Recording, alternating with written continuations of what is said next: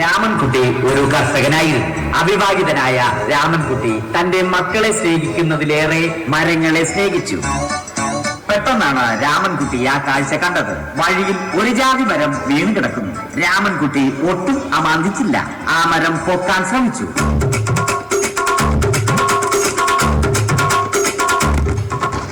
നടക്കുന്നില്ല.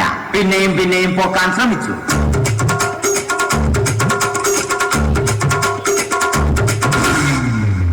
നടക്കുന്നില്ല.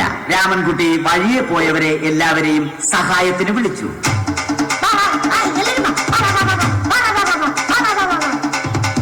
ആരും വന്നില്ല. അവസാനം കുടുംബശ്രീ യൂണിറ്റിൽ തൊഴിലുറപ്പിന് പോകുന്ന പെണ്ണുങ്ങളെ സഹായത്തിന് വിളിച്ചു.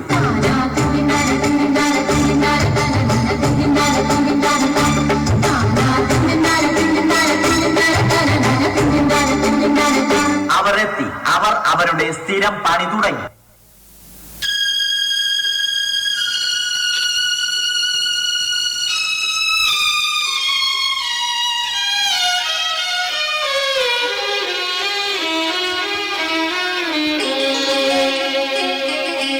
ആയിരം പാദസരങ്ങൾ കിളുങ്ങി ആലുവ പുഴ പിന്നെയുമൊഴുകി ആരും കാണാതെ ഓളവും തീരവും ആലിംഗനങ്ങളിൽ മുഴുകി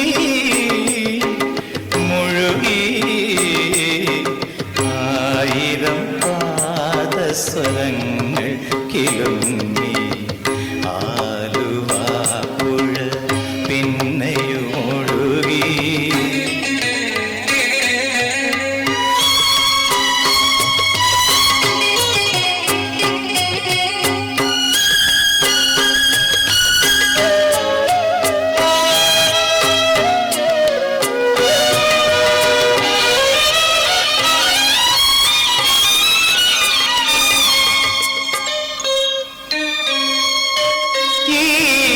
ഈറനായ നദിയുടെ മാറിൽ ഈ വിടർന്ന നീർക്കുമിളകളിൽ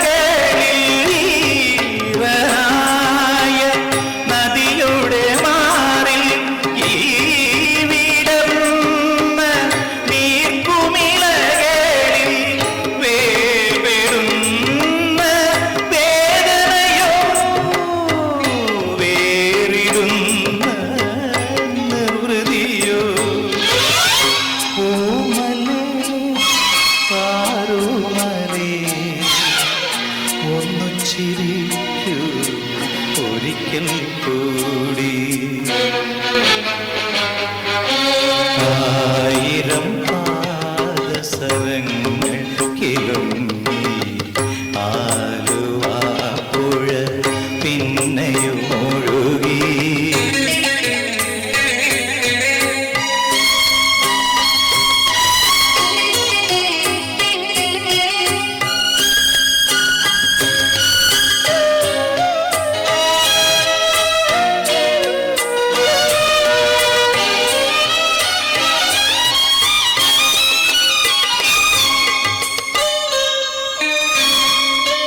ഈ നിലാവും ഈ കുളിർക്കാറ്റും ഈ പളുങ്ക് കൽപ്പടവുകളും ഈ നിലാവും ഈ കുളിർക്കാറ്റും ഈ പളുങ്ക് കൽപ്പടവുകളും ഓടിയെത്തും ഓർമ്മകളിൽ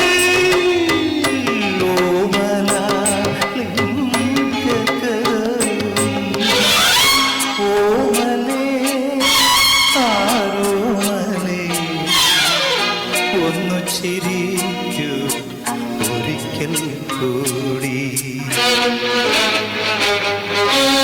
ആയിരം പാദസരങ്ങൾ കിളുങ്ങി ആലുവ പുഴ പിന്നെയുമൊഴുകി ആരും കാണാതെ ഓളവും തീരവും ആലിംഗനങ്ങളിൽ മുഴുകി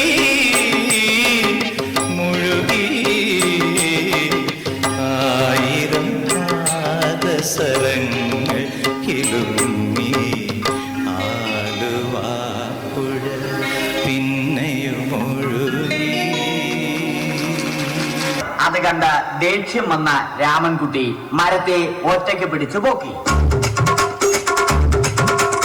അത്ഭുതമെന്ന് പറയട്ടെ, മരം നേരെ നിന്നു. ഇത് കണ്ട തൊഴിലുറപ്പ് പെണ്ണുങ്ങൾ രാമൻകുട്ടിയോട് നോക്കുകൂലി ആവശ്യപ്പെട്ടു.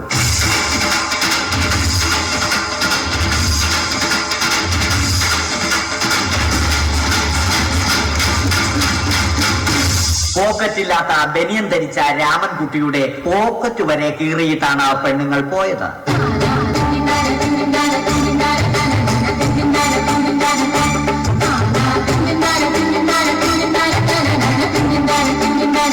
രാമൻകുട്ടി പിന്നീട് ഒന്നും ആലോചിച്ചില്ല.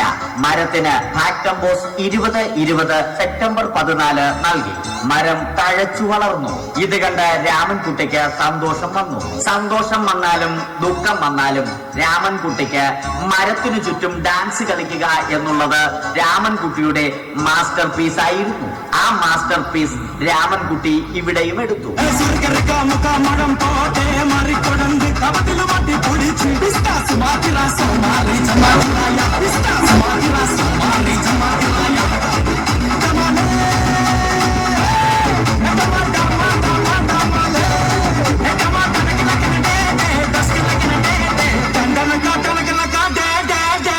രാമൻകുട്ടി ദൈവത്തോടായി പ്രാർത്ഥിച്ചു, നിങ്ങൾ എനിക്ക് ആയുസ്സും ആരോഗ്യവും തരൂ, ഞാൻ മരങ്ങളെ സംരക്ഷിച്ചു കൊള്ളാം. കാരണം മരം ഒരു വരമാണ്. അവന്റെ പ്രാർത്ഥന ദൈവം കേട്ടു. ആ മാവിൽ നിന്നും വീണ തേങ്ങ രാമൻകുട്ടി മോങ്ങാതെ ഇരുന്നു തിന്നു. അപ്പോഴാണ് രാമൻകുട്ടി മറ്റൊരു കാഴ്ച കണ്ടത്. രാഘവൻ വരുന്നു.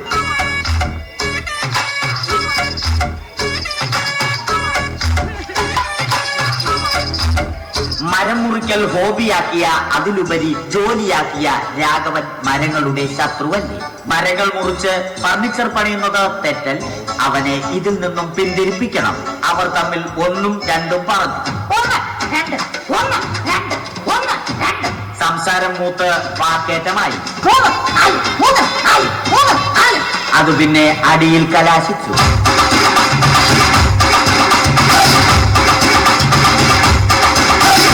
നല്ല മനസ്സിന് ഉടമയായ രാമൻകുട്ടി കംപ്ലീറ്റ് അടിയും വാരിക്കൂട്ടി. ഒടുവിൽ രാമൻകുട്ടി സർവ്വധൈര്യവും സംഭരിച്ച് രാഘവനോടായി അലറി. മനസ്സലിഞ്ഞ രാഘവൻ രാമൻകുട്ടിയെ അരികിൽ വിളിച്ചു. കൈവാക്കിന് കിട്ടിയ രാമൻകുട്ടിയെ രാഘവൻ ഒട്ടിറൊട്ടിയാക്കി മരത്തിലൊട്ടിച്ചു.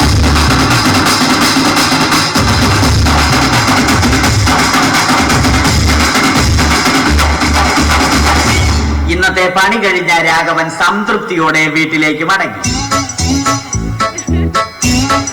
തനിക്ക് തല്ല് കിട്ടിയാലും മരത്തെ രക്ഷിക്കാൻ പറ്റിയ സന്തോഷത്താൽ രാമൻകുട്ടി മരത്തെ കെട്ടിപ്പിടിച്ച് പൊട്ടി പൊട്ടി കരഞ്ഞു.